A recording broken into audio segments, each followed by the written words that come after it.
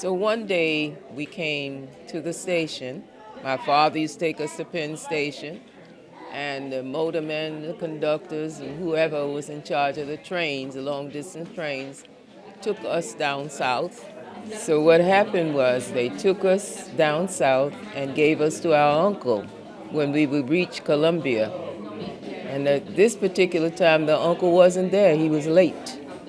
We were looking all around. There wasn't any station for us to sit in. We had to sit out on the platform in the sun and wait for him. I was hot. So a little girl, I'm fresh. I want some water. So I got up looking for the water fountain because I thought I saw one on the side.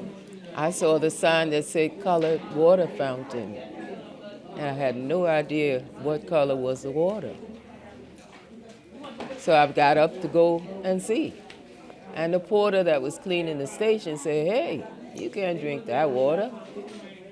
That's the white water fountain. You have to go around the back to the colored water fountain."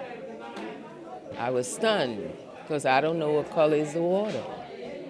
No. I took my fresh self, they used to call me Little Freshie, around the back looking for the colored water.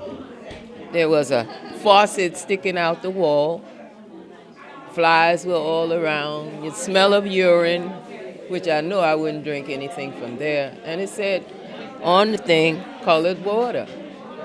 I don't know. I didn't like interracial or felt as though that there were blacks against white. We had that, but the way they show it in movies and stuff now, I didn't take it as that because I had people of color, blacks, white, Asians, that were my friends.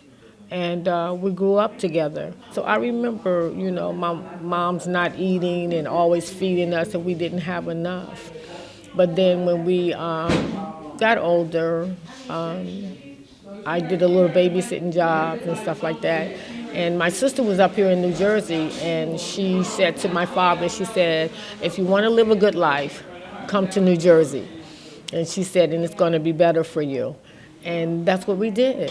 I just wish our young people would stop killing one another, because nobody has a corner. This corner is not your corner.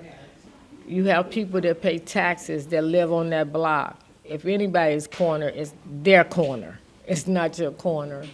There were no promises. I knew nothing about New Jersey, coming from Oxford, North Carolina, a little town that only had one traffic light, two-story building. And I was born there in 1938, so therefore I lived through the segregation where we had a colored bus station, colored and white water fountains. You could not drink water out of the white fountain, nor could you use the restrooms. If you wanted to buy something, you had to go to the back of the store, and there was a little window, and you would order your food.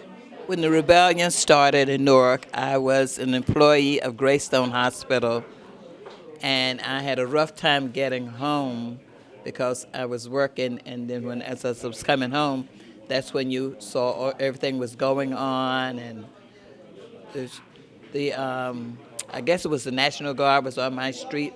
I had moved to Hunterdon Street, and it was very scary. Well, at that time, I thought things were worse because we were destroying our own neighborhood. We were burning the stores in our neighborhood, although they didn't belong to us, but it made it difficult for a while to get your groceries or to go shopping, because I was right at Clinton. I think they called it Clinton Hill back in the day, right off of Clinton Avenue. But then eventually things did change, I think, for the better, because New Jersey Bell opened up, and I was able to get a job at New Jersey Bell. Then things began to get much better for me and my family.